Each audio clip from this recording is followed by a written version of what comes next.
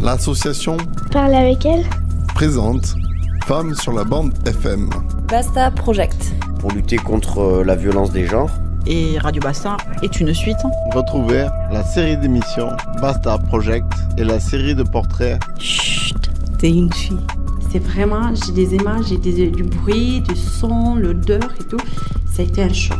Ça, c'était mon premier choc où je me suis réveillée, je me dis, oh, mais où est-ce que je suis ? Portrait. Chut, t'es une fille. Radio Basta. La femme, la citoyenne, la mère. Il y avait tellement à dire. C'est là où j'ai pris mon courage et voilà, j'ai dit ce que j'avais à dire, la vérité quoi.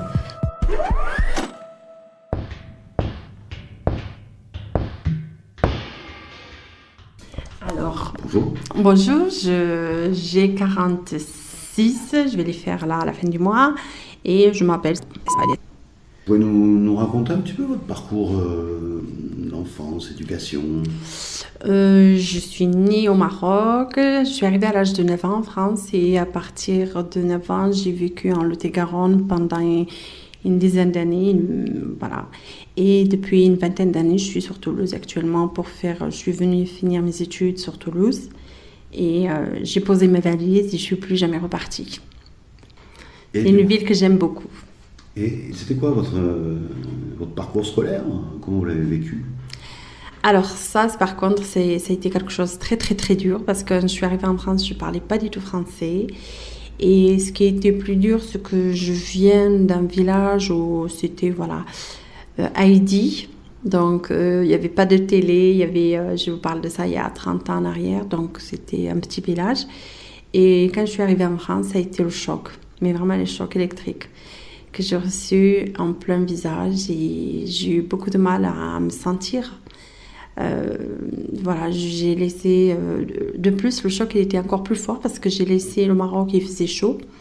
On est arrivé au mois d'août, le 29 août, donc il faisait chaud, c'était l'été, c'était un village et je suis arrivée en ville, donc on habitait au centre-ville et là c'était des bâtiments, c'était les routes, c'était le chemin de fer qui était à côté, c'était un abattoir juste à côté. C'est vraiment, j'ai des images, j'ai du bruit, du son, l'odeur et tout. Ça a été un choc. Ça, c'était mon premier choc où je me suis réveillée. Je me dis, oh, mais où est-ce que je suis? Donc ça, c'était mon premier choc.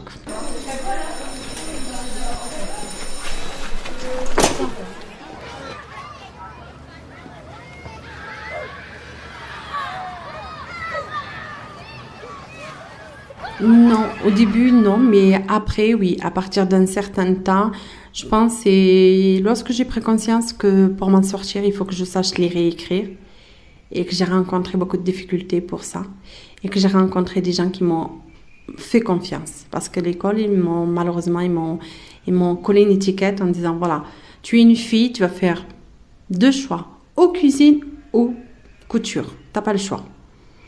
Et c'était pas moi, c'était pas mon truc. Et lorsque j'ai rencontré des gens qui m'ont fait confiance, ça me dit, mais tu es capable de faire autre chose, mais t'as pas besoin de faire ça. Et petit à petit, j'ai fait des choses qui me plaisaient. Ce qui fait que j'ai pas appris à lire ni à écrire à l'école. J'ai appris à lire et à écrire bien plus tard. À l'âge de 16 ans, parce que j'ai un cours, j'ai fait un 6e CES. Donc, ça a changé de nom parce qu'il faut changer de nom. Mais voilà, donc j'ai appris à lire et à écrire avec des cours par correspondance. Et il y a des gens qui m'ont aidé le soir. Donc, j'ai fait des cours par correspondance et le soir, des cours de soir, ce qui m'a permis d'avancer. Et c'est une richesse pour moi, des gens que j'ai gardés depuis 30 ans maintenant. Pour moi, c'est des amis. Entre autres, une maîtresse que j'ai rencontrée quand je suis arrivée en France. Et ça fait plus de 40 ans qu'on se parle, on s'appelle au téléphone et tout, et ça c'est une des personnes qui me faisait confiance, qui me parlait, qui venait voir mes parents et leur expliquant petit à petit, parce que c'était pas évident pour les parents non plus. Quand vous arrivez, vous laissez vos enfants, on vous dit, tu sais pas, je m'occupe de tout, d'accord? C'est pas évident parce qu'on enlève ce rôle de parent, d'être producteur, d'être le guide aussi, parce que les parents, c'est toujours l'image de que il sait ce qui est bien pour son enfant, il sait ce qui il va le pousser. Si, où il va son enfant, il va croire à son enfant, il va le pousser. Alors que quand le père, on lui enlève, ou la mère, on lui enlève ce droit-là, disant, tu sais pas, moi je sais tout, donc je vais guider ton enfant, eh ben, le père, il est perdu. Comment voulez-vous qu'il donne cette force de croyance à l'enfant? Et ce qui fait qu'il y a beaucoup d'échecs scolaires.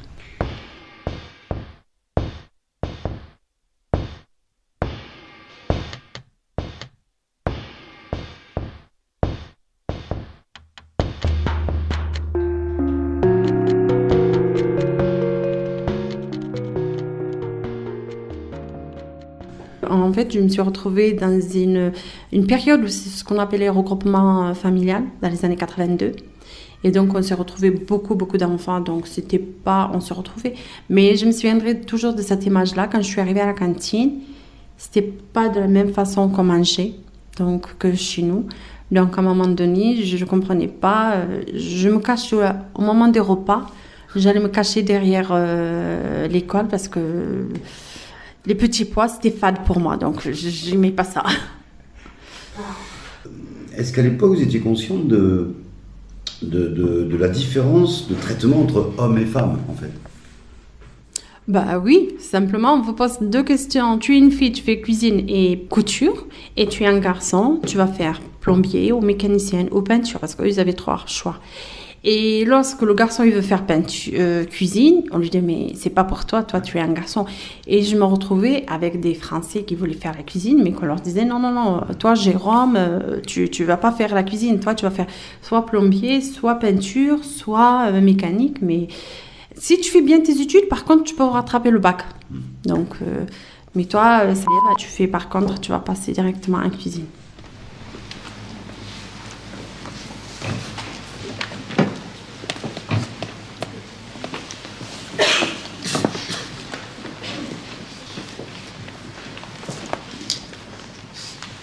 Un renfermement, un échec, mais on peut dire aussi que c'était pas mon destin, donc on décidait encore une fois pour moi. Donc on m'a levé cette liberté, parce que c'était une liberté pour moi de choisir ce que je voulais. C'était pas du tout ce que je voulais faire, donc on me dit tu fais ça, donc on décide pour moi. Donc dès alors que quand j'étais au Maroc, je savais que mes parents décidaient pour moi. Je savais que c'était voilà. Il y avait une ligne à conduire et une ligne à tenir, c'était clair et net. Mais arrivé en France, où on me disait tu avais toutes les libertés, tu avais toute l'égalité des chances, tu vas t'en sortir et tout, ben non, le champ de vision il a été bien réduit et devenu de plus en plus petit. Alors, du coup, vous avez des enfants vous-même? Oui. Ça s'est traduit dans votre façon de les amener dans le système scolaire? Ben, j'espère que non. J'espère que faire tout le contraire en disant voilà, il faut que vous travaillez 2 fois plus, il faut que vous arrivez avec des bagages bien solides. Mais par contre, non, eux, ils feront ce qu'ils veulent. Mais par contre, voilà, c'est les études avant tout. Et après, c'est vrai, ce qui est la différence, c'est que mes frères, j'avais ce rôle-là de grande sœur, puisque moi, j'ai pas eu la chance de faire des études. Par contre, j'ai poussé tous mes frères et ma sœur à faire des études. Donc, la plupart de mes frères, ils ont bac plus 3. Et ma sœur. Un BTS ou un BTS en général, en commerce ou... voilà. Radio Bassin. Série de portraits. Chut, t'es une fille. Moi, oui. Moi, j'ai vécu comme une violence. Mes enfants, non, parce que pour l'instant, c'est... ils sont petits. Je pense que eux, la différence, c'est qu'ils ont travaillé, donc ça va. Je pense que le plus dur, c'est la violence, c'est quand va être le travail. Que actuellement, c'est le choix pour l'instant, c'est on a la chance qu'ils veulent faire quelque chose qui est dans leur moyen aussi. Donc, en tant qu'architecte, voilà, c'est un peu difficile, mais c'est encore en moyenne. Par contre, s'il me dit oui, je vais faire médecin, je sais que c'est très dur. Voilà. S'il me dit oui, je vais faire... il y a des écoles où je sais que ça va être un choc pour eux, où ça va être vraiment très, très dur. Du coup, vous avez des responsabilités dans le truc scolaire là? Oui, j'essaye de m'investir pour montrer à mes enfants que que ça m'intéresse ce qu'ils font à l'école et que je suis aussi déléguée des parents. Depuis quand? Depuis 4 ans. Alors c'est un grand mot, mais c'est un tout petit rôle, mais ça peut détruire quand même des gens. En fait, notre rôle, c'est être un porte-parole des parents par rapport aux inspections académiques, à la mairie, aux professeurs et tout. Par exemple, lorsqu'il y a une réunion, c'est de porte-parole de ce qui se passe à l'école, aux parents, de faire un peu le compte-rendu des parents aux enseignants et des enseignants aux parents, parce que c'est plus facile que... Mais voilà. Mais par contre, quand vous n'êtes pas d'accord avec les institutions, ça vous retombe dessus. Et ça, vous le payez très cher. Et les enfants, ils payent quoi là, sur ce coup-là? Enfin, comment ça se passe pour eux? Pour l'instant, mes enfants sont à peu près protégés, mais ce n'est pas toujours le cas. Aujourd'hui, il y a beaucoup de problèmes et malheureusement, il y a des choses qui se voient, mais on n'est pas écouté. Donc, ce qui fait que les enfants, c'est eux qui payent. Le silence de l'institution, ça aussi, c'est une forme de violence finalement? Oui, c'est une violence en plein visage, par contre. C'est une violence gratuite, parce que peut-être on ne le voit pas, mais il y a des choses qui ne sont pas normales. Donc, quand vous avez une maîtresse qui est absente, je vous donne un exemple. Par exemple, il y a des classes où il doit y avoir 23 élèves. Quand il y a une maîtresse qui est absente, qu'est-ce qu'on fait? Soit on demande aux parents de récupérer leurs enfants. Donc, dans ces cas-là, c'est pas parce qu'on habite au Mérail que tous les parents ne travaillent pas.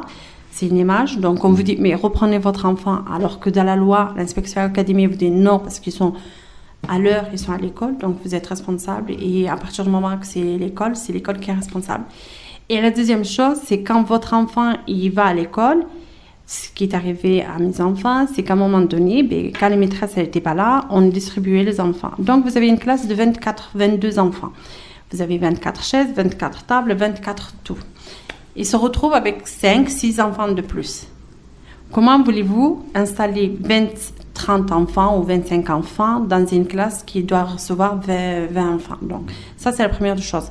L'enfant on dit qu'un enfant, il a besoin de repères dans le temps, dans l'espace. Donc, quand il va dans une classe, il a besoin de retrouver son bureau, sa trousse, son sac, puisque ça fait quand même des mois qu'il prépare ça. Et là, son petit espace vital. Et lorsqu'il se retrouve dans une autre classe, il se retrouve avec d'autres professeurs. Donc, c'est normal que le professeur, il va crier un peu plus, que les enfants, ils sont un peu plus... Donc, il y a des tensions. Mais cet enfant-là, le lendemain matin, il te dit, j'ai pas envie d'y aller à l'école, j'ai mal au ventre. Au début, tu comprends pas. Tu dis, pourquoi? Allez, vas-y, on y va, 2e jour, 3. Quand tu vois que c'est presque souvent à la même période, par exemple, tous les jeudis ou tous les vendredis, tu dis, non, mais là, il y a un petit souci. Et quand tu lui demandes, oui, mais...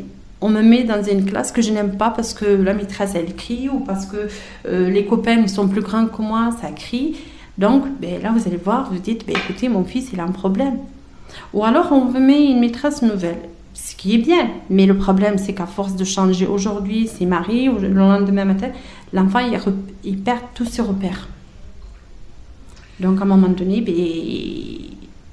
c'est une violence parce que vous laissez votre enfant quand même... Je pense qu'il faut effacer cette image-là de dire que les parents, les papas et les mamans, ils font des enfants pour les allocations familiales. Parce que à 128 € par enfant, je pense qu'on ne peut pas vivre pendant un mois pour 3 personnes. Parce que vous avez la mère, vous avez le père, vous avez l'enfant. C'est pas possible. Franchement, c'est pas possible. Même avec 3 enfants, on ne peut pas vivre. On ne peut pas vivre des allocations familiales à part, je ne sais même pas, les patates, ça coûte cher, donc on ne peut pas vivre. Si on le met au monde, je pense, c'est parce qu'on a envie d'avoir des enfants.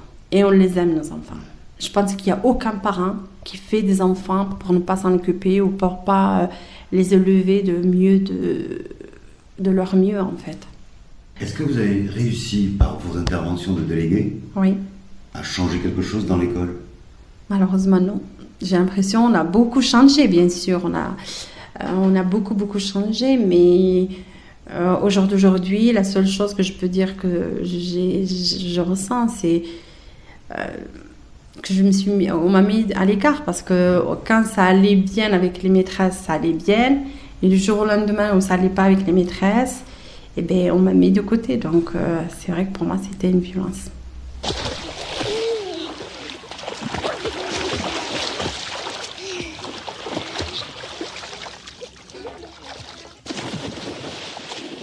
Ah non, mais il y a des idées proposées. Par exemple, juste de nous écouter quand on dit qu'il y a des choses qui ne vont pas. C'est pas parce que je suis là que je le dis, c'est parce qu'il y a des parents qui le disent, c'est parce qu'on est un porte-parole avant tout. On n'est pas là de défendre notre enfant. Quand on défend notre enfant, on prend rendez-vous avec la directrice ou la maîtresse en disant, voilà, mon fils il a un problème, voilà. Mais quand on dit, il y a trop d'absence, il y a trop de ceci, il y a trop de cela. Un exemple. Ils vont à la piscine, mais ils mettent 30 minutes pour y aller et ils ont 30 minutes de piscine. Et si le bus il prend un peu de retard, la dernière fois ils sont arrivés à la piscine, et ben la maîtresse elle a regardé, elle a dit mais c'est même pas la peine de se déshabiller, il faut s'habiller déjà et il reste même pas 5 minutes. Et ben vous imaginez l'enfant que ça faisait une semaine qu'il attend. Et arrivé, on lui dit non, mais en fin de compte, tu vas pas à la piscine. Donc, il a pris le bus, il a préparé son sac et il va faire un demi-tour. C'est une frustration qu'on crée. C'est des enfants frustrés qu'on crée. Et comment voulez-vous ne pas être frustré en tant que parent aussi, de dire, ben écoutez, il y a des enfants qui savent nager, il y a des langues qu'on demande, par exemple, prendre l'anglais parce que c'est une langue qui est international. Au jour d'aujourd'hui, tout se fait en anglais. Vous prenez le premier ordinateur, la première chose qu'il vous annonce, vous l'achetez, anglais. Oui, mais moi, je veux parler français. Et c'est tout ça. Et c'est vrai qu'il y a beaucoup de parents qui ont peur aussi parce que, voilà, on habite dans un quartier qui est très difficile. Et on habite dans un quartier où on a une mauvaise image. Et les parents, ben, ils ont peur aussi. Donc, c'est une violence aussi.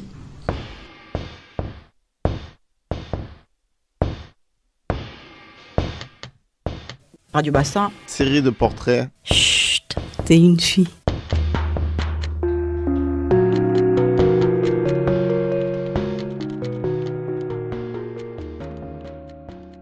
Oui, parce que quand vous êtes seul, vous dites bah, c'est moi, mais quand vous avez plusieurs parents qui vous disent la même chose en disant voilà, le niveau scolaire n'est pas assez élevé, quand vous voyez qu'il y a un nombre de personnes qui ne savent pas nager, qu'il y a un nombre de personnes qui arrivent en 6e qui ne savent pas lire, et que vous dites il y a un problème. Aujourd'hui, il y a beaucoup d'enfants qui sont au bord je ne veux pas dire de trottoir, mais au bord voilà.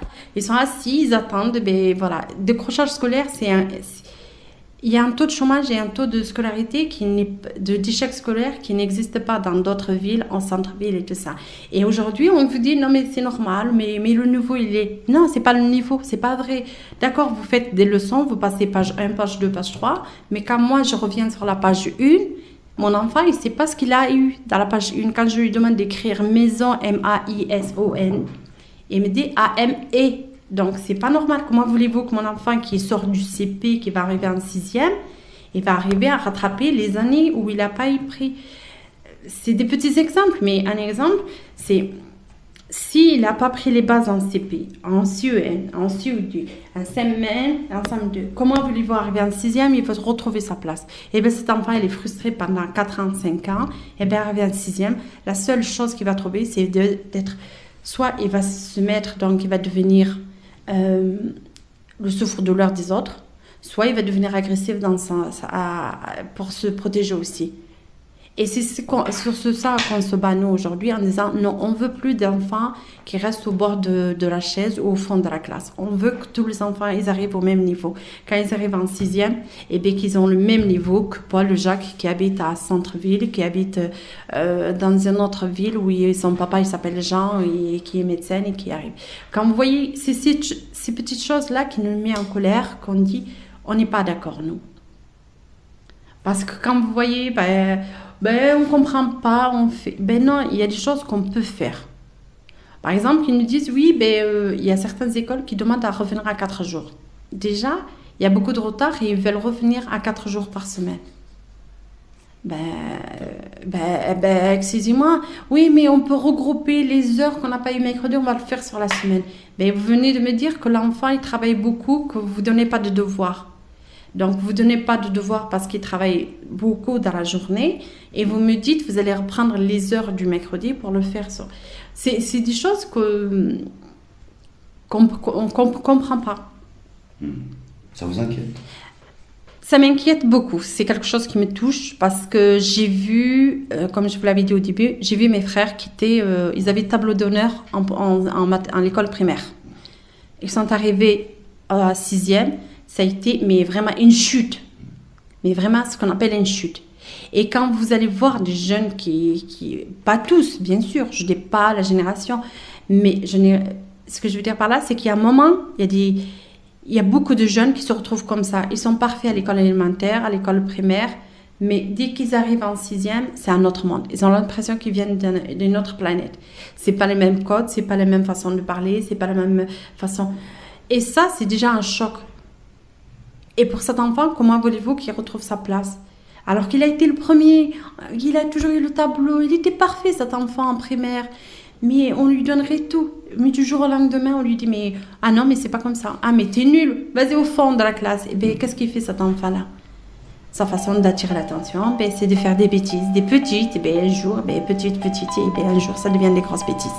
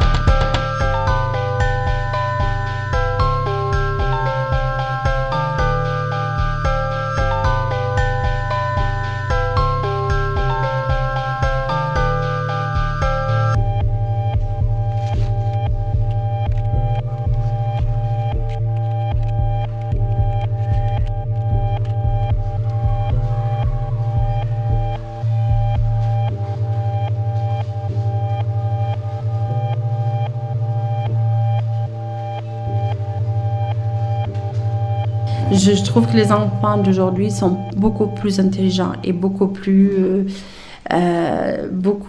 investis, beaucoup plus intéressants. Voilà, moi, quand j'entends les enfants parler entre eux, je me dis waouh, voilà. En fait, que je me vois dans leur quand j'avais leur âge, je me dis mais c'est deux mondes en fait, c'est un choc. Bon, c'est vraiment un choc parce que à 3 ans, 4 ans, un enfant parle mieux que dans ma génération. À peu près, c'est pas parce que c'est mes enfants, mais je vois comment ils se débrouillent, quand vous allez à la médiathèque, on voit comment les enfants ils sont. Je me dis, mais c'est super. En fait, c'est des enfants qui ont une vitesse en avant. Ils sont capables, ils absorbent tout. C'est vrai qu'on est flashé par des informations. Il y a des bons, il y a des très très mauvais, mais il y a des bons qui font que l'enfant il avance très vite aussi. Du coup, il n'y a pas que le système scolaire qui influe sur l'enfant. Non, et les médias aussi. Désolée pour vous. Vous avez envisagé de changer d'école, vos enfants, de changer de ville à cause de ça? J'ai changé d'école. Cette année, on a pris la décision avec mon mari de changer carrément d'école parce que je pense que puisqu'on a écrit plusieurs courriers, parce qu'on a fait beaucoup de choses mais qu'on n'a pas été entendu, à un moment donné, on a pris la décision en disant écoutez, ok, j'ai tort, vous avez raison, nous on change d'ordre. Mais est-ce que, moi je vous tourne la question, on fait quoi de ces enfants-là qui restent dans cette école-là? pas que de cette école-là, mais des enfants qui sont dans d'autres écoles et qui ont le même problème. On fait comment? Quand on vous dit oui, mais si votre enfant ici parle français, c'est déjà bien. Mais excusez-moi, on a fait des études. Ça y est, c'est passé la période où papa, maman, ils sait dire bonjour, au revoir, c'est passé. Aujourd'hui, on a fait tous des études. La plupart des parents, ils ont fait des études, ils ont un travail. Et ils ne sont pas tous peintres ou femmes de ménage. Donc, c'est cette image-là qui est choquante aussi.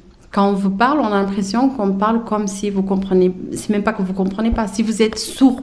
Des fois, je vois des gens qui arrivent et qui me parlent à côté de mon oreille comme si je comprenais pas. Non, je suis pas sourde. Peut-être que je parle pas aussi bien que vous le français, mais je ne suis pas sourde dans ces cas-là. CIT, CIT. C'est vrai que cette année, parce qu'après, le problème, c'est que ça joue sur votre santé, ça joue sur votre couple, ça joue sur votre temps. Voilà. J'avais commencé une formation, malheureusement, à cause des grèves, à cause des absences, j'étais obligée d'arrêter. Donc, c'était un choix. Donc, mon salaire, il est passé, il est divisé par 3 aujourd'hui. Je vis avec un quart de mon salaire. Parce que j'ai pas le choix, soit m'occuper de mes enfants, soit payer quelqu'un. Et on ne sait pas, quand vous avez payé quelqu'un, oui, aujourd'hui je peux pas, aujourd'hui j'ai ceci. Donc, ils sont pas tous comme ça, mais je veux dire, voilà, je préfère m'occuper de mes enfants, je gagne moins. Mais voilà, je dois reprendre mon travail, mais je peux pas.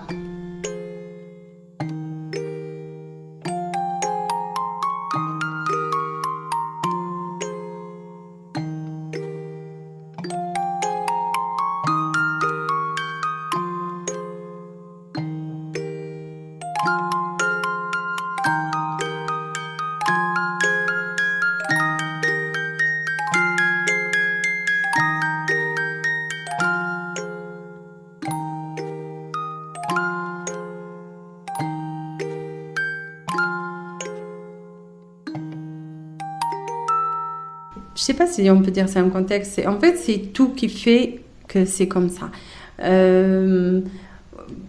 C'est l'ensemble qui vous met en colère quand vous voyez des parents vous dire je préfère aller payer une école privée que quand vous appelez une école privée, on vous dit oui, il y a une liste d'attente, c'est qu'il y a un problème aujourd'hui.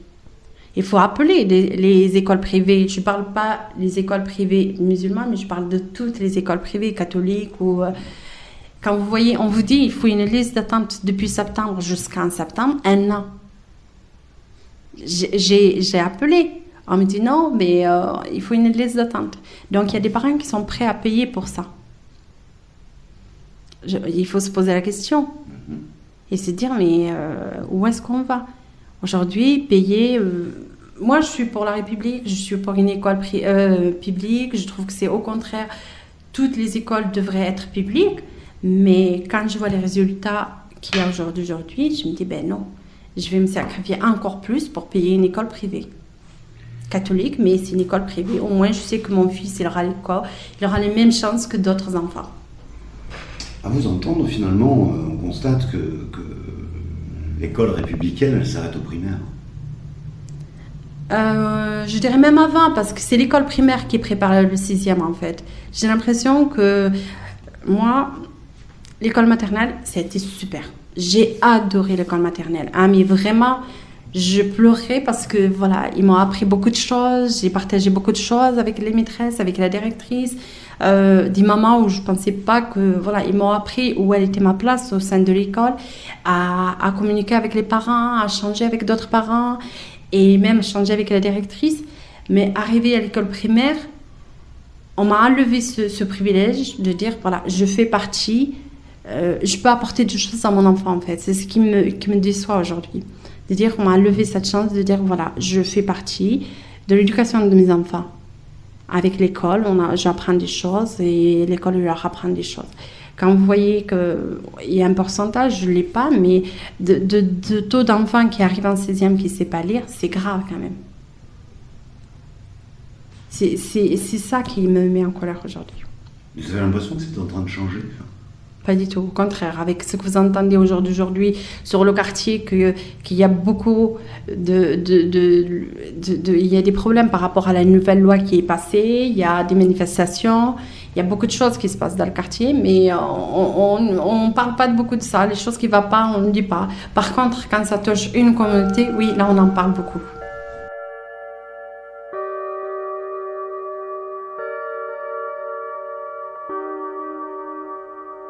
Radio Bassin. Série de portraits. Chut, t'es une fille.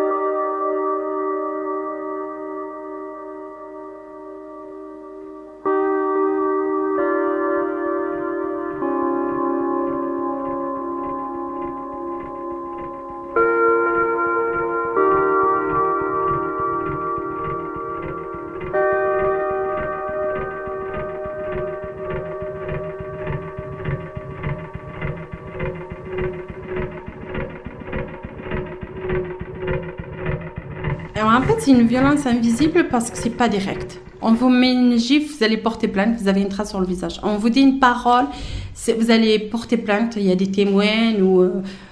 Mais par contre, quand c'est des petits... Par exemple, ce qui m'a choquée, c'est que l'année dernière, j'ai beaucoup manifesté, voilà, et on a dit des choses, on a fait des choses. Et on m'a pas agressé verbalement. Mais ce qu'on a fait, c'est qu'on a mis mes enfants avec de nouveaux professeurs. Donc, je ne suis pas parano, mais moi, c'est vrai que ça m'a blessée. Je me dis, quand je m'entendais bien avec des maîtresses et qu'on mettait mes enfants avec les professeurs qui connaissaient et tout, cette année, on a mis mes enfants avec des professeurs qui sont arrivés. Donc, je me dis, c'est pas normal. Quand vous arrivez devant le portail et que vous voyez certains professeurs tourner le dos, dites, bon, d'accord, c'est des petits trucs, mais voilà, c'est des petits détails.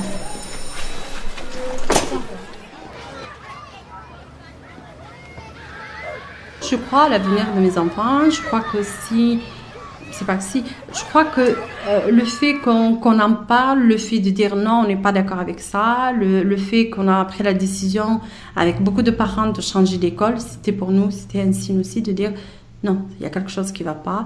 Après, malheureusement, on voit ce qui se passe dans le quartier.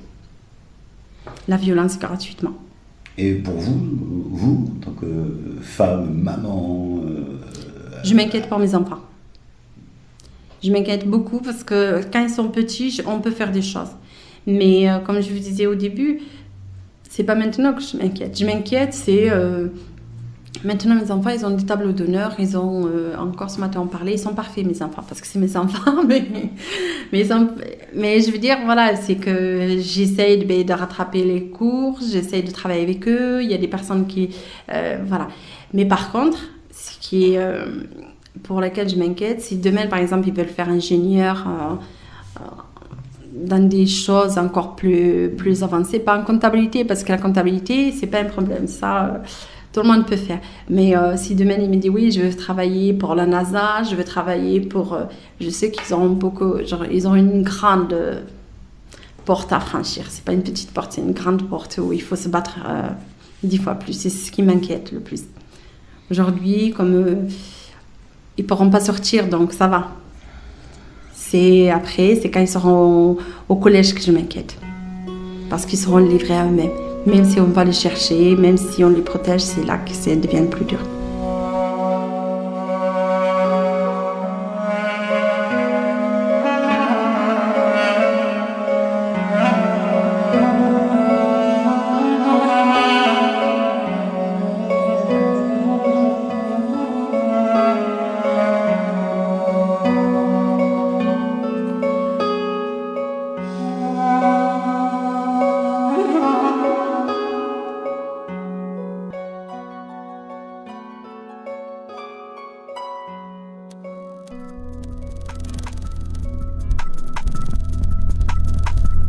C'était Femmes sur la bande FM. La série de portraits. Chut, t'es une fille. Basta Project. Le thème de Basta Project, les stéréotypes de genre et les violences faites aux femmes. Et je profite puisque c'est une radio de Toulouse. Merci à vous, Radio Campus. Femmes sur la bande FM. Basta Project. Coproduction. Parler avec elle. Et Radio Campus 2018. 2019.